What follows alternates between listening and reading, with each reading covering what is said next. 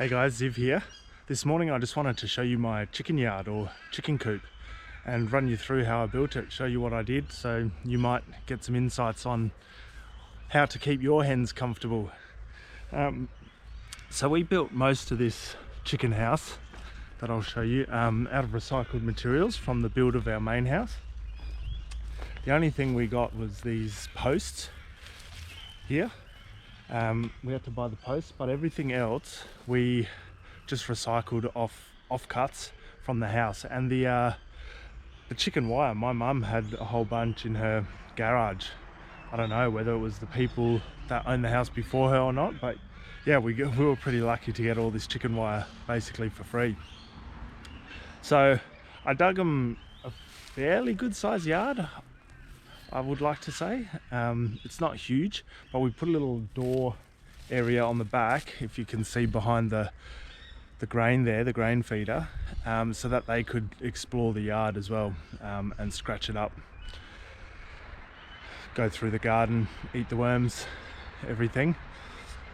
So they didn't need the biggest yard, and we've only got 3 chickens, and they lay 3 eggs a day, which is more than I can eat, or our family can eat. We usually give a carton away roughly once a month or whatever. So they're pretty happy. They've laid consistently for the last couple of years, 3 eggs a day in this setup. Now it's not your traditional setup. Once again, like I always do, I just winged it with the materials I have. But we had a chicken coop before, so I sort of knew what they like and how much protection they would want realistically. And then I went from there and built this. So I might take you inside. This is the little laying box, and we've got lids. Oh look, there's one in there right now laying. I shouldn't disturb her. But that makes it pretty easy for the kids to collect the eggs, because you can just look in and then we can clean out their poop or whatever. And then just in front of the laying hutches, I put these slats so that when you're cleaning out, all the straw and the poop can just fall through underneath, and then we can just pick it up, shovel it up from under there. So yeah, you can see these were bits of cladding from the main house, all the offcuts, and just recycled iron, bits of pallet wood, bits of offcuts of decking all around the edges that we used. And then this is actually an old sauna door that I demolished from a sauna. They like to jump up. Hi girls, in your hop. It's just a old we get nails for carpentry in those buckets, so I just use that for their water, fill it up regularly. So that's how I built it.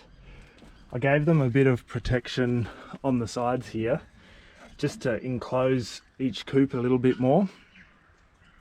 And then these are some offcuts of Merbau, I think, big Merbau posts that we built on a project. I put this rail up here so that they would have a place to roost, but they haven't used it that much. They've got a pretty substantial little undercover area here for the rainy days, and then they've just got their yard, and we just throw our compost in here every day, and they enjoy scratching and digging, making their little dust baths that they make. So yeah, they're pretty happy, and it's nothing super fancy, but it definitely works. This, I went over and above a little bit with the mesh. I didn't go like a full roof, but I went over it a little bit because I thought they might fly out or whatever, or to try stop other birds coming in a little bit more. We don't clip their wings very much, or ever. We clipped them when they first came, just in case they might give it a go. But now we don't clip them and we don't have any problems with them trying to fly away. We dug the fence and all of this about